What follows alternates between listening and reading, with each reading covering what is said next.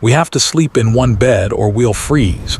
Stop resisting," said the Apache woman. The wind howled through the mountains like an angry spirit, shaking the few trees that clung stubbornly to the rocky slopes. Snowflakes whipped across the narrow path, cutting into the face of anyone brave or foolish enough to walk it. The sky was a solid gray blanket, heavy with snow, and the air was so cold it made every breath feel sharp and biting. John, a young rancher from a nearby town, had not expected the storm to hit so suddenly. He had been traveling to check on his remote cattle pasture, hoping to make the trip before the first big snow of the season. The road had seemed clear in the morning, with the sun glinting off the frozen ground.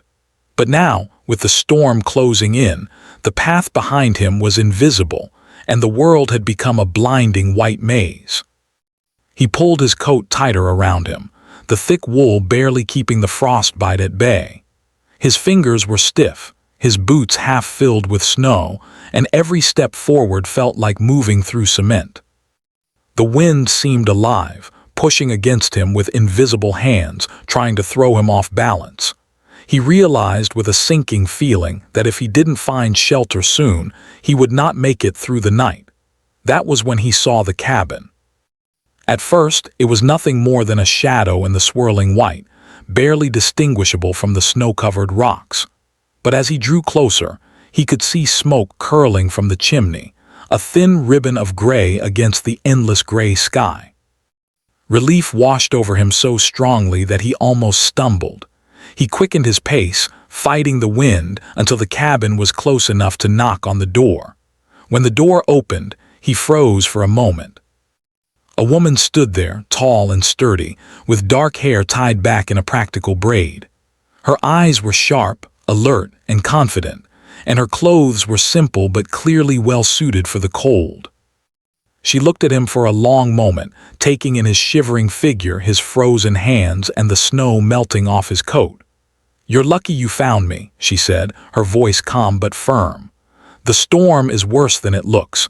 Come inside before you freeze completely." John stepped in, grateful for the warmth that hit him like a wave. The inside of the cabin was small but cozy, with a fire crackling in the hearth. Fur blankets hung over the chairs and bed, and the smell of wood smoke mixed with something earthy and comforting. He shook snow from his coat and boots, his body trembling not just from the cold but from relief. I didn't expect anyone to be out here," he said, trying to make his voice steady. The woman nodded. "Most people wouldn't be, but I live here. I know how to survive when the mountain turns against you." She moved past him to stoke the fire, adding another log. "Sit down. You need to warm up before you try to do anything else." John sank into a chair, rubbing his hands together. The fire was a welcome balm to his frozen fingers, and the warmth slowly seeped into his stiff muscles. He looked around, taking in the simplicity of the cabin. There were a few shelves lined with jars of preserved food, a small table with cooking utensils, and a single bed tucked in the corner with thick blankets piled high.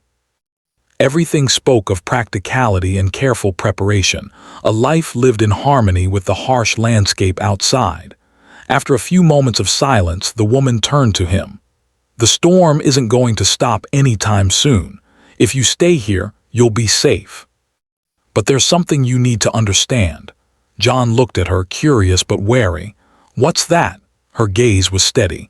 "It's going to be very cold tonight, so cold that even with this fire it might not be enough. We have to do something to keep from freezing." She paused, as if weighing her words. "We'll have to share the bed. You can resist all you want, but if you don't, you could be in real danger." John's eyes widened. He shook his head, stepping back slightly. I can't." "I mean, I don't know you, I can't." The woman's expression didn't change. She walked closer, not aggressively but with purpose. "You don't have a choice," she said plainly. "The cold out there will kill you if you try to sleep alone. I've survived many winters and I know what I'm talking about. Stop resisting." John swallowed hard, looking at the bed, then at the fire, then back at her. Pride and embarrassment warred with common sense in his mind, but deep down, he knew she was right. He had seen the temperature gauge on his truck's dashboard before he left. It had already dropped well below freezing, and it was only going to get worse. He nodded reluctantly. Okay, you're right," he said, his voice tight. I'll do it." The woman gave a small nod, satisfied. She moved to adjust the blankets on the bed, making sure they were thick and layered. "Good," she said. "Now get under, stay close. We'll be fine if we do this." John climbed into the bed, still feeling awkward and tense. The woman lay down beside him, careful to give him space at first, but close enough that the shared warmth could do its work. At first it felt strange, like he was violating some invisible rule. But soon, as the heat from her body seeped into his frozen limbs, he realized it was a matter of survival, nothing else. The wind outside continued to rage, rattling the windows and howling around the cabin, but inside, the fire and the shared blankets created a pocket of safety. John's muscles began to relax, and his mind, previously consumed with fear and embarrassment, started to focus on the storm outside. He realized how dangerous it had been to try to cross the mountains alone. The woman seemed unbothered by the situation, her calm demeanor a stark contrast to his inner turmoil. She had lived through winters harsher than this one and had learned how to survive without panic. Her confidence was infectious, and slowly, John's fear began to subside. As the night wore on, he found himself listening to the rhythm of her breathing, the occasional creak of the cabin settling under the weight of snow, and the crackle of the fire. The storm outside seemed almost distant compared to the quiet intimacy of survival inside. For the first time that day, he felt a sense of peace. "You're warming up," the woman said softly after a while, as if reading his thoughts. John gave a small, grateful smile. "Thanks for saving me. I would have frozen if I hadn't," she finished for him with a faint smile. "Yes, and don't forget it, pride doesn't keep you alive in a blizzard." He laughed quietly, a little embarrassed but genuinely thankful. "No, I guess not." The night stretched on, long and cold, but John learned something important. Sometimes, survival meant setting aside pride, trusting strangers, and doing what was necessary. The snowstorm raged outside, but inside that small cabin, he had warmth, safety, and an unexpected lesson in humility and trust. By the time he finally drifted off to sleep, John knew that this encounter would stay with him forever, not just for the danger he had faced, but for the strength, wisdom, and quiet bravery of the woman who had refused to let him freeze alone. Outside, the storm continued to howl, relentless and powerful. Inside, two strangers lay side by side, bound by circumstance and the simple, human need to survive. It was a night that would leave a mark on him, one he would never forget, a night where fear and pride had met wisdom and practicality, and where wisdom had won. Morning came slowly in the small cabin. The storm outside had not yet ended, but the wind had softened slightly, and snow now fell like tiny white feathers drifting down from the gray sky. The fire in the hearth was still warm though low, and the cabin smelled faintly of smoke, wood, and the faint sweetness of dried herbs the woman had stored on the shelves. John opened his eyes slowly, stretching his stiff limbs. His body felt warmer than it had the previous night, and for the first time he realized how much the cold had drained him. He glanced at the woman, who was already sitting up, tending the fire and humming softly to herself. She looked up at him and smiled, not a big smile, but one that held calm confidence and quiet understanding. "Morning," she said. "You slept well?" John hesitated. I guess so, thank you again." She shrugged. "You did what you had to do. That's all that matters." She moved over to the small shelf and pulled down a metal pot, filling it with water from the nearby well. The sound of water splashing into the pot was strangely comforting. John got out of bed slowly, testing his legs. They felt stiff, but they were functional. He noticed that the blankets were thick and warm, almost luxurious for such a simple cabin. He shivered a little, but it wasn't from the cold anymore. It was from relief, and perhaps from the awkwardness of the situation. "Sit," she said, gesturing to a small wooden chair by the table. "You need something to eat. You've been through a rough night." John obeyed, still feeling a mix of gratitude and discomfort. He watched her as she worked quietly, chopping some dried meat and adding it to a pot with water, creating a simple but nourishing stew. The woman moved with a rhythm that was practiced and efficient, each motion purposeful. She clearly knew what she was doing, and John felt a pang of admiration mixed with shame for having doubted her. As the stew cooked, John asked, "How do you know how to survive this storm? I've never seen weather like that, and I've lived here all my life." The woman smiled faintly. "I've grown up with it. My people have lived in these mountains for generations. We know the snow, the wind, the cold. We know how to respect it, and we know how to survive it. The mountains are not enemies, they are tests." John nodded slowly. He realized that he had underestimated her. She was not only strong and resourceful, but she also carried knowledge he could never have learned in a lifetime. He felt a sense of humility growing inside him, a recognition that he was a stranger in her world, dependent on her skills and wisdom. Once the stew was ready, she ladled it into 2 bowls and handed one to John.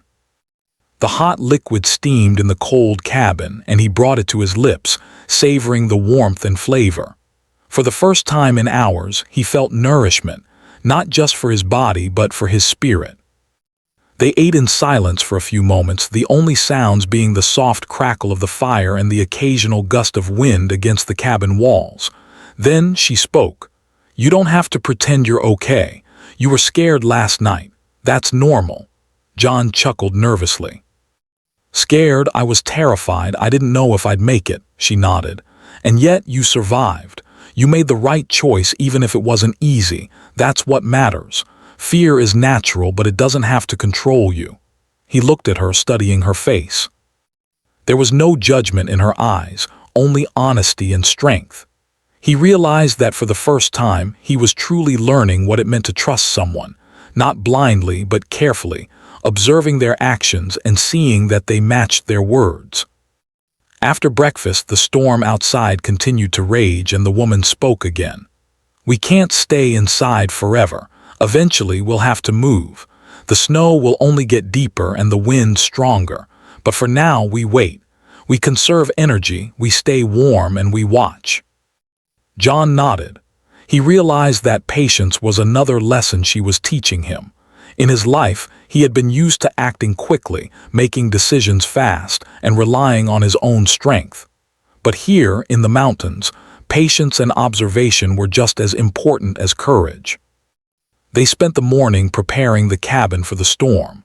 She showed him how to check the fire, how to layer blankets, and how to secure the windows against the wind.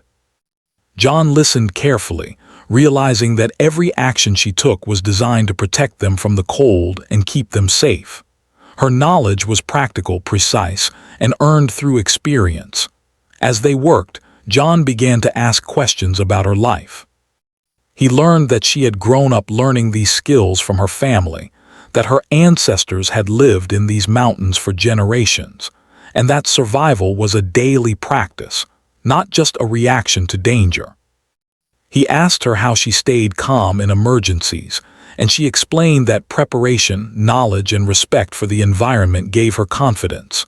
By noon, the storm had not relented, but the cabin was secure, the fire strong, and they were both warm.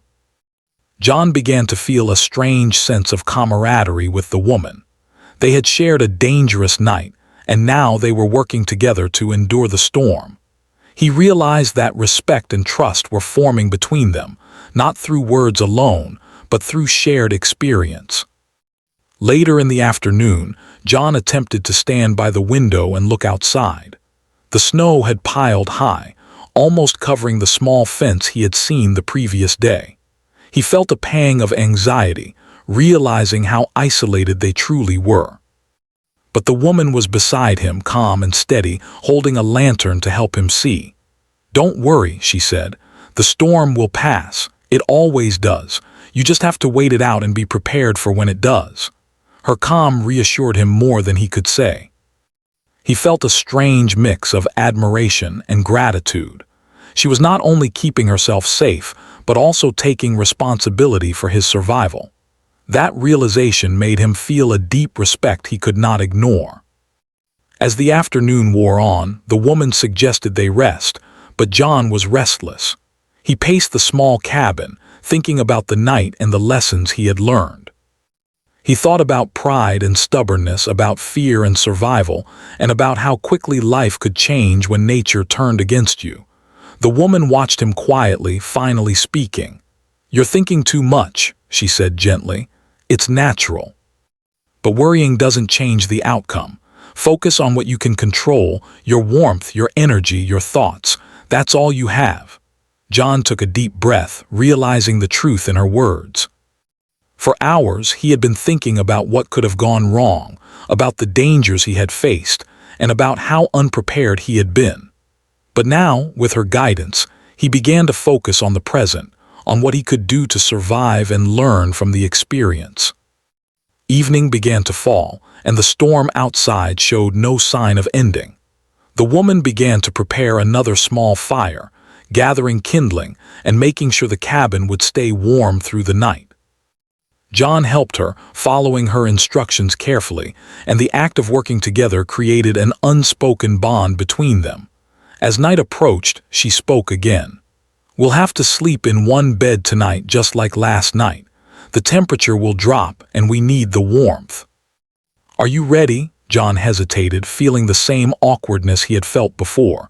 But this time he didn't resist. He nodded. "Yes, I understand now, it's necessary." She smiled faintly, approvingly. "Good, then we'll do it. Remember, this is about survival, not pride." That's the most important lesson. They prepared the bed together, layering blankets and making sure the fire would keep the cabin warm for as long as possible. John realized that he was learning more than survival skills. He was learning humility, trust, and the importance of relying on others when circumstances demanded it. As they settled into the bed that night, he felt the warmth of her presence once again, not just from the heat of the blankets, but from the sense of security she provided. The wind howled outside, rattling the windows and doors, but inside they were safe. The night stretched before them, long and cold, but the fear of the storm had lessened, replaced by a quiet understanding of what it meant to endure, to survive, and to trust. Before he drifted to sleep, John thought about how much he had learned in just one day. He had faced danger, fear, and his own stubborn pride, and had come out alive and wiser. He realized that survival was not just about physical strength, but about listening, learning, and accepting help when it was offered. The woman, sensing his thoughts, whispered softly, "Tomorrow will be another day. We will survive it together. Always remember, survival is not about being alone, it's about knowing when to trust." John nodded quietly, feeling the weight of her words. The storm outside seemed almost distant now, replaced by the warmth of the fire and the quiet companionship of someone who knew the mountains far better than he ever could. And as he closed his eyes, he felt something he hadn't expected. Not just safety, but respect, trust, and a growing admiration for the woman who had saved his life, not with heroics or dramatic gestures, but with quiet wisdom and unwavering calm. Outside, the storm raged on, but inside the cabin, two people lay together, surviving, learning, and slowly building a bond forged in the cold and the quiet lessons of the mountains. It was a night and a day that neither of them would forget. The night stretched on, long and dark, with the storm outside showing no mercy. The wind screamed like an endless chorus of ghosts, rattling the cabin walls and making the small windows shiver under the pressure of ice and snow. The two of them lay together under the thick blankets, the fire now reduced to glowing embers, casting flickering shadows across the cabin. John's body ached from the cold and the day's exertion. Every muscle felt stiff, and his fingers were still tingling from the frost that had seeped into his bones. Yet there was warmth now, a real living warmth beside him, steady and reassuring. He found himself studying the woman without meaning to, noticing the calmness in her breathing, the quiet confidence in her posture, and the way she moved even under the blankets as if the cold barely touched her. At first, he felt awkward. Sharing a bed with a stranger went against everything he had known about personal space and pride. But as the hours passed, he realized that the warmth was more than just physical, it was a lifeline. The cold outside was merciless, but together, they had a chance to survive. "You're quiet," she said softly, breaking the silence without turning to look at him. "Thinking too much again?" John hesitated before answering. I guess so. I keep thinking about what would have happened if I hadn't found you." "If I had tried to survive alone," his voice trailed off. The thought made his stomach twist. He shivered, not from the cold, but from the memory of the fear. "Alone," she said gently, "the mountains don't forgive mistakes. You would have learned the lesson the hard way." She didn't sound cruel, she sounded matter-of-fact, like she was stating a fact everyone should accept. "But you're here now, and that's what counts. Survival isn't about regret, it's about what you do next." John nodded slowly. He realized she was right. Worrying about the past didn't help him, it only made the cold seem worse. What mattered now was staying alive, staying warm, and trusting her guidance. The fire's glow flickered across her face, revealing a quiet strength he hadn't noticed before. He had assumed that survival was about courage or stubbornness, but it was. It was about preparation, knowledge, and calm thinking, and she had all of those in abundance.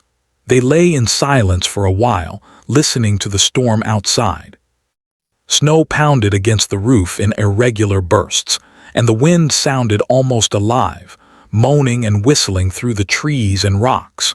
John's mind wandered to his home, to his family, to the safety of familiar places.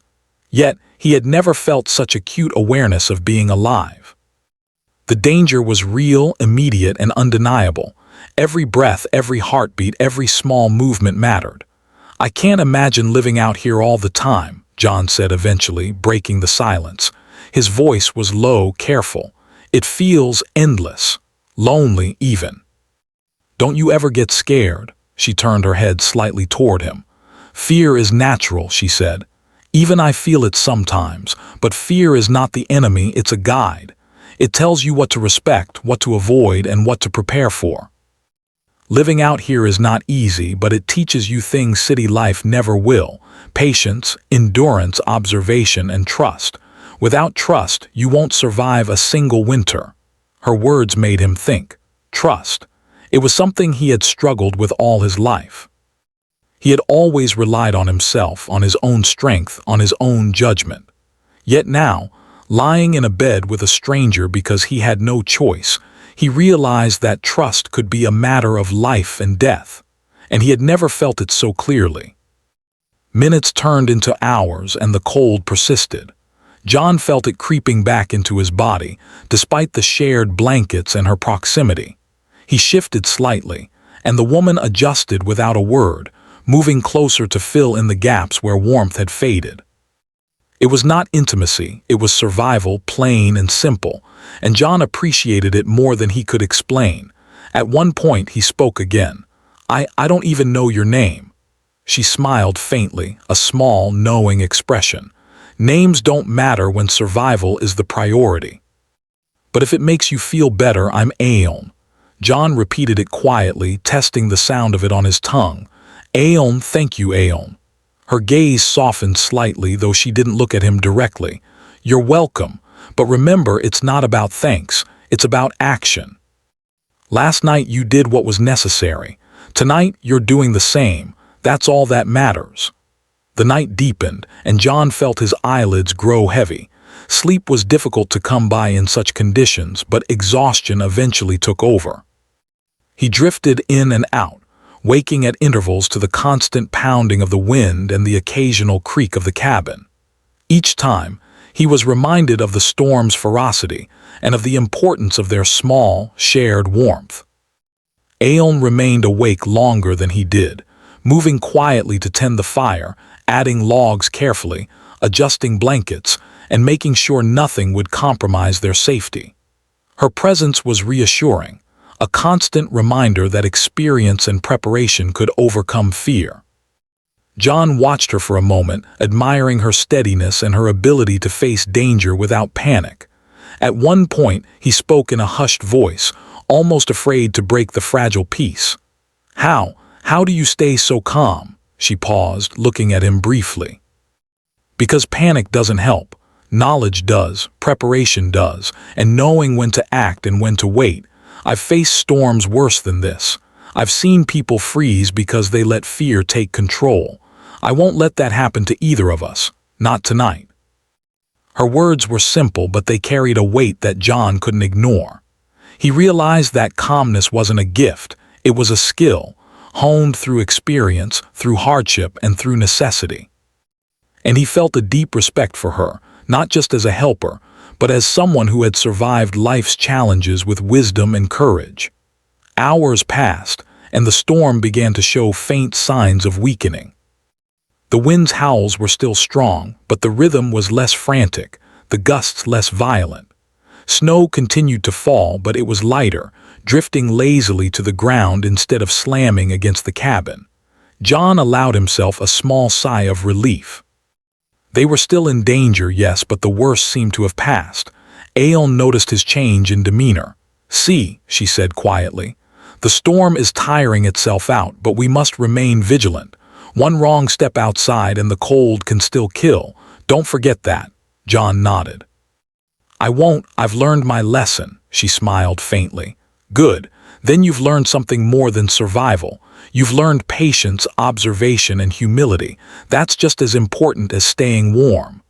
He glanced at her, feeling a mix of gratitude and awe.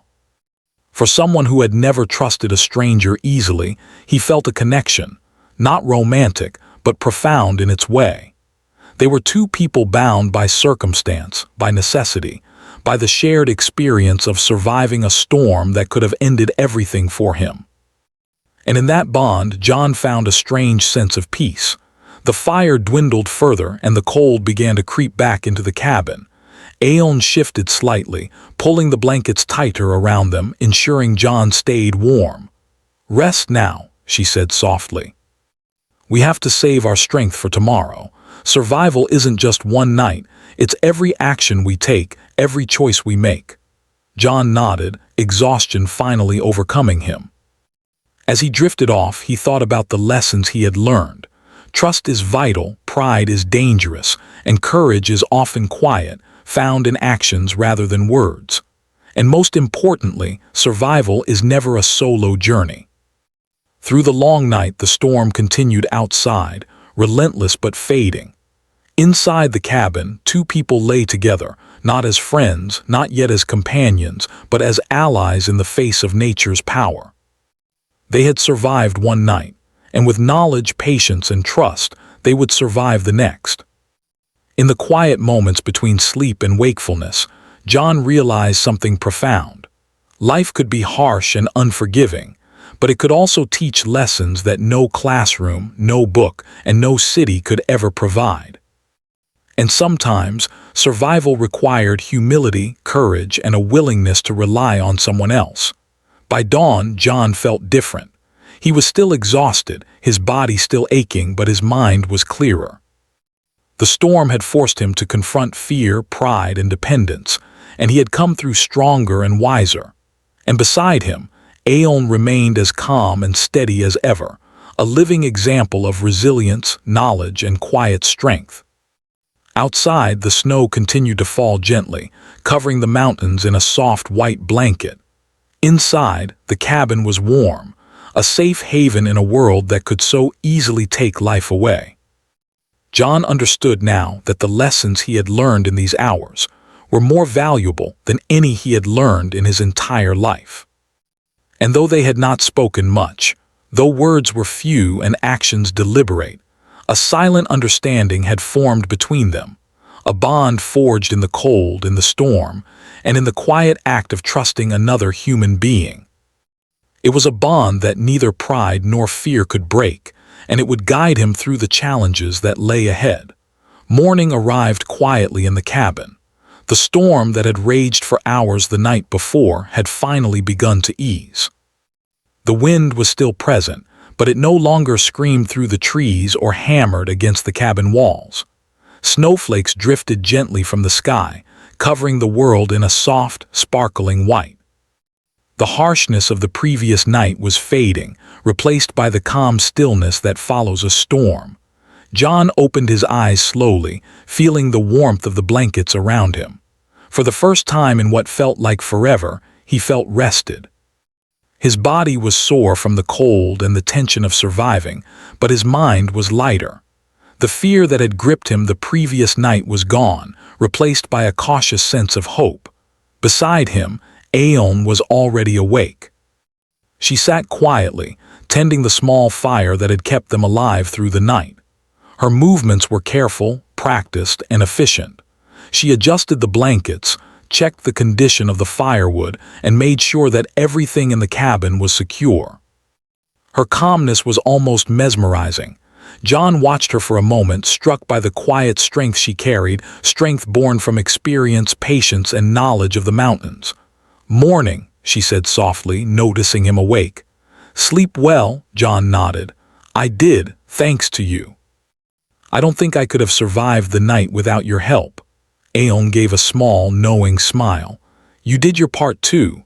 You followed instructions, trusted me, and stayed calm. That counts for a lot. Survival is never just one person's effort." John took a deep breath, feeling the weight of her words.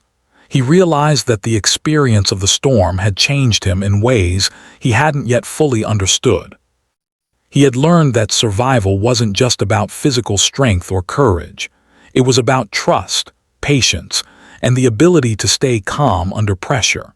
And he had learned it all from someone who had lived these lessons every day of her life. After a few minutes, Aeon suggested they eat. She prepared a simple breakfast using the remaining stew from the night before, adding a few dried herbs and a bit of water to make it warm and comforting. John helped her as best he could, chopping small pieces of dried meat and stirring the pot carefully. They worked side by side in silence, the act of preparing food together creating a quiet sense of camaraderie. Once they had eaten, Aeon stepped toward the small window and looked outside.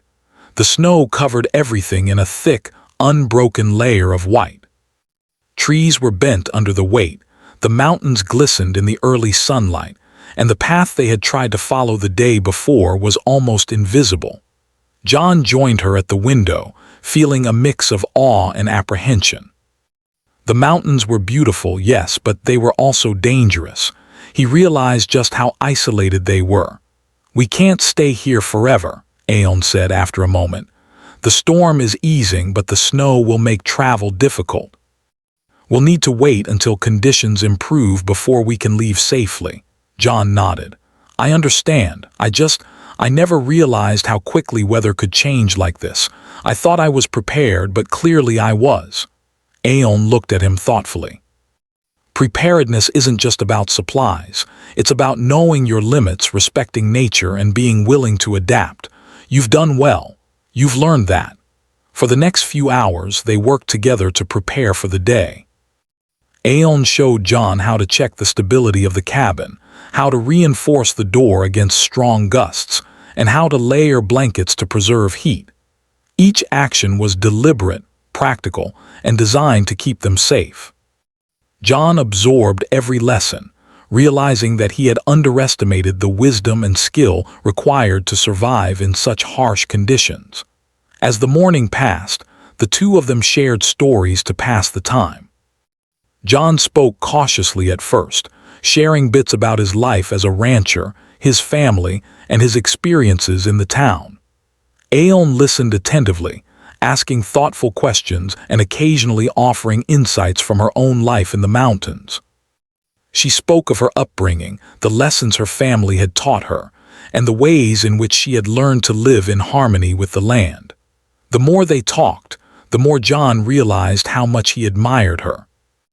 Her knowledge wasn't just practical, it was connected to a deep understanding of life, nature, and people. She had endured hardships he could only imagine, and yet she remained calm, composed, and unshakable.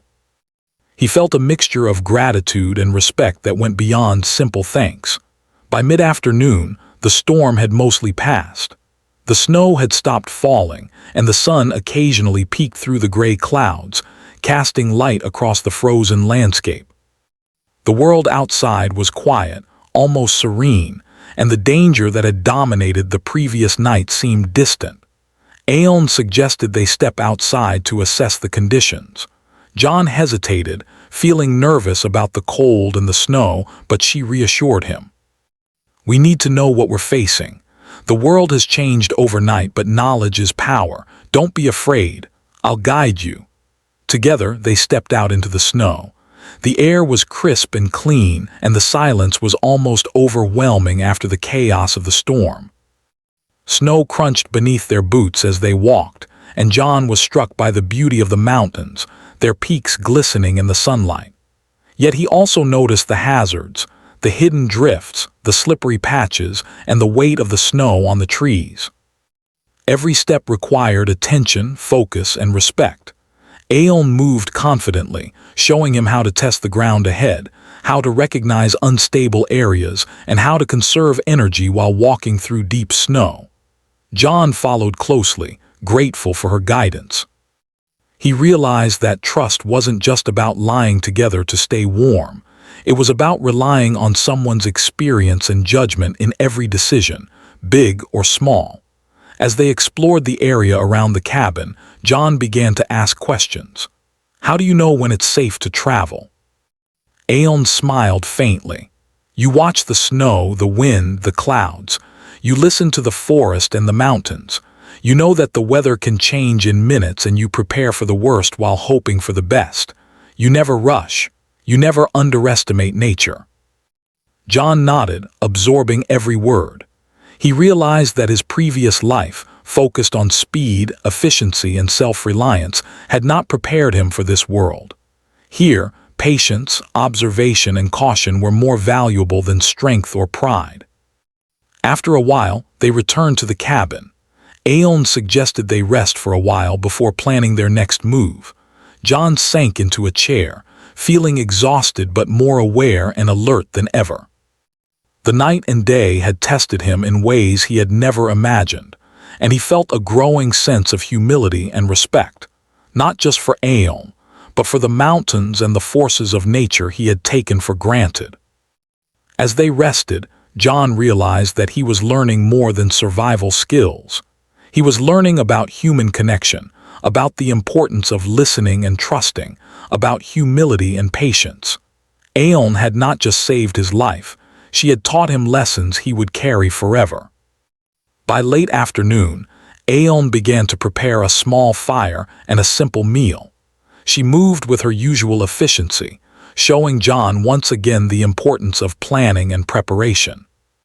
He helped her, chopping small pieces of wood and stirring the pot, feeling a sense of purpose and responsibility. The simple act of working together reinforced the bond that had begun the night before. As evening approached, John looked around the cabin and realized how much he had grown in a single day. Fear and pride had once dominated his thoughts, but now he felt confidence rooted in knowledge and trust. He was no longer just surviving. He was learning, adapting, and understanding the world in a new way. Aeon noticed his quiet reflection and spoke softly. "Tomorrow, we may have to leave the cabin. The snow may allow it or it may not, but whatever happens, you are ready. You've learned to survive, to trust, and to act wisely.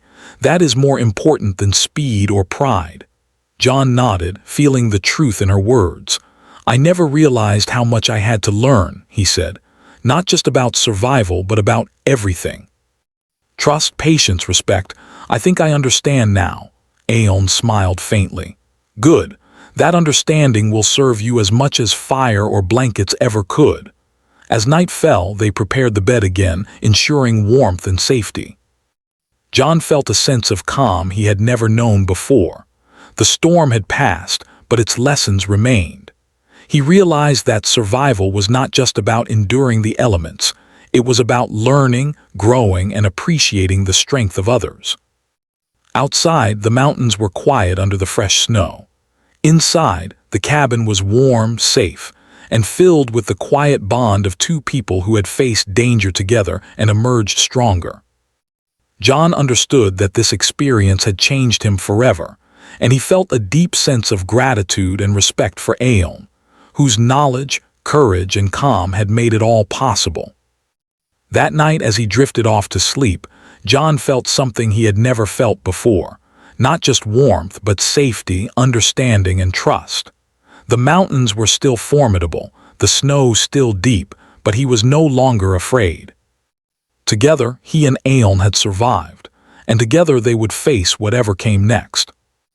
And in the quiet cabin, with the fire glowing softly and the snow falling gently outside, John realized that survival was not just about strength. It was about trust, patience, and learning to face the world with humility and courage. The morning sun broke through the clouds, casting a soft golden glow across the mountains. The storm had passed completely, leaving a world transformed. Every branch, every rock, and every slope was covered in a thick layer of snow that sparkled like a field of diamonds. The air was crisp and clean, and the silence was almost magical. For John, the world felt new, fresh, and alive in a way he had never experienced. He stepped out of the cabin first, feeling the crunch of the snow beneath his boots. Each step required care, as hidden drifts and slippery patches could easily cause a fall. Beside him, Aeon moved with ease, guiding him through the uneven terrain. Her presence was steadying, a quiet reassurance that he had learned to rely on. He felt a strange mixture of admiration and gratitude. She had saved him, taught him, and helped him grow through a night and a day that would have broken most people. "The storm is over," Aeon said softly, looking at the wide expanse of snow. "But the mountains can still be dangerous. Stay alert, conserve your energy, and keep moving carefully. The world is calm now, but that doesn't mean it is easy." John nodded. He had learned enough from her words, from the night, and from the previous day to understand the weight of her advice. Survival wasn't just about facing immediate danger. It was about anticipating challenges, respecting nature, and acting with thoughtfulness. They walked carefully through the snow, making their way down the slope toward a small valley below. The landscape was breathtaking. Sunlight reflected off the snow, creating patterns of light and shadow. Trees glistened with frozen crystals, and the mountains in the distance seemed taller and more imposing than ever. John found himself forgetting, for brief moments, the fear and pain of the past storm. The beauty of the world was overwhelming, a reminder of why people risk so much to live in these wild places. Aeon noticed his admiration. "The mountains are beautiful," she said, "but don't let them distract you from caution. Snow can hide dangers. Thin ice, hidden rocks, and unstable slopes can be deadly." John smiled faintly. "I understand. I've learned that lesson well." The path through the snow was slow and challenging. Each step required effort, and the deep drifts drained their energy quickly. Aeon showed John how to step carefully, distributing weight evenly, and using his boots to test the snow before committing to the next step. Every movement was deliberate, every decision informed by experience. John felt a growing respect for her, realizing that her calm, patient guidance had saved them both. After a few hours, they reached a small stream, partially frozen but still flowing. Aeon pointed out the safest place to cross, balancing carefully on the icy rocks. John followed her lead, holding his breath as he stepped from one slippery stone to another. His heart pounded, but her steady presence kept him focused. Finally, they reached the other side, breathing a quiet sigh of relief. "Good work," Aeon said softly. "You're learning quickly. That's how you survive in the mountains. Observation, patience, and careful movement. That's more important than strength or speed." John nodded, feeling both pride and humility. He realized that survival wasn't about showing off courage or rushing through danger. It was about careful thought, respect for nature, and listening to someone with experience. And he was beginning to see that trust was just as important as any physical skill.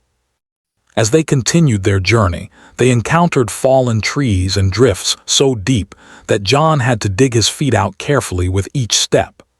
Aeon guided him, showing him how to conserve energy while moving through the snow.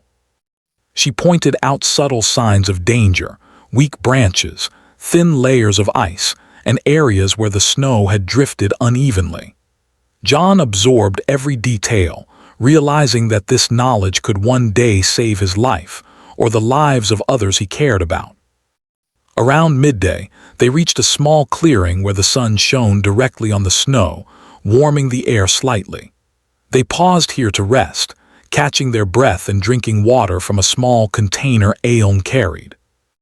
The simple act of sitting and looking at the world around them was a moment of peace. The storm was gone, and for the first time, John felt a sense of true relief.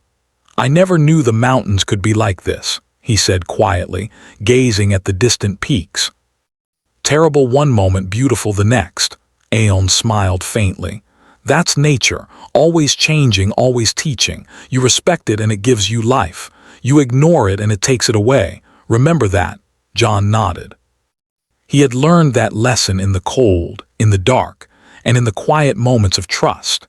He understood now that survival was never just about his own skills.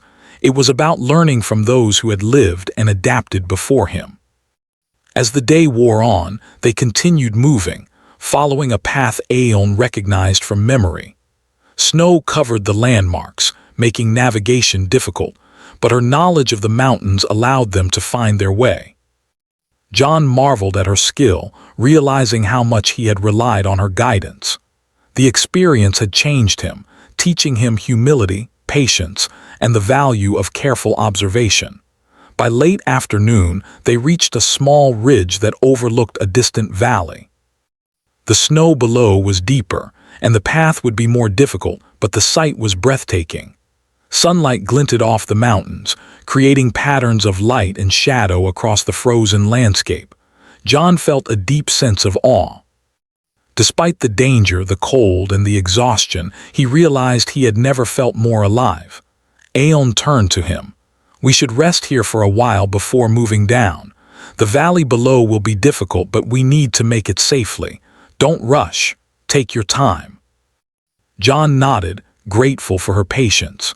They sat together in the snow, sharing a quiet moment of reflection. The world was still and peaceful, a stark contrast to the chaos of the storm they had endured. John felt a sense of gratitude, not just for survival, but for the lessons he had learned, the trust he had placed in someone else, and the understanding that life often required humility and cooperation. As the sun began to set, casting long shadows across the snow, Aeon stood and gestured for John to follow. "We need to keep moving," she said.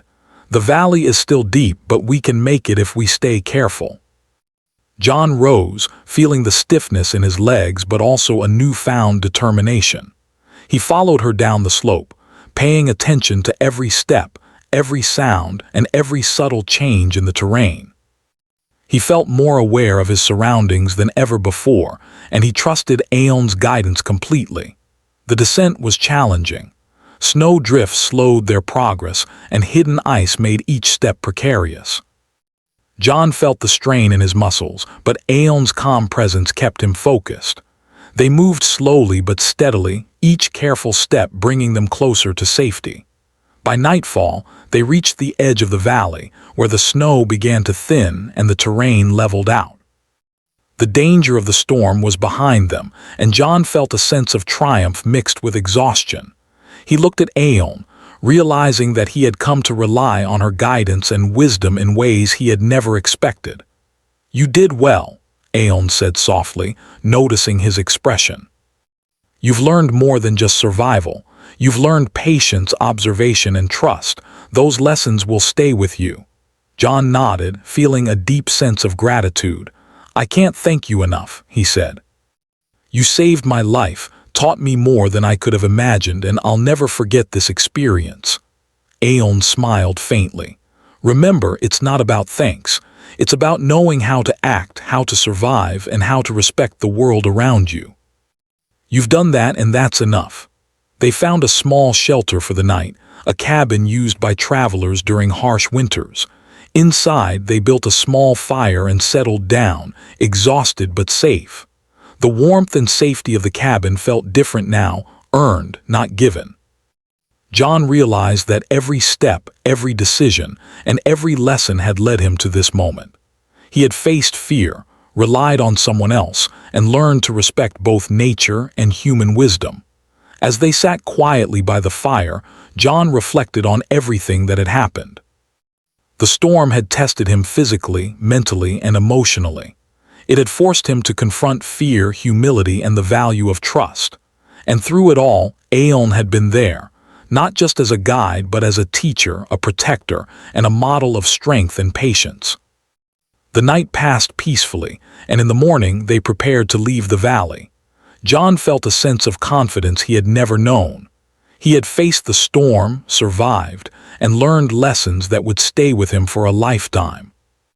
He looked at Aeon, feeling gratitude, respect, and a quiet admiration for her courage and wisdom. As they walked toward the distant town, the mountains behind them glistening in the morning sun, John realized that the experience had changed him forever.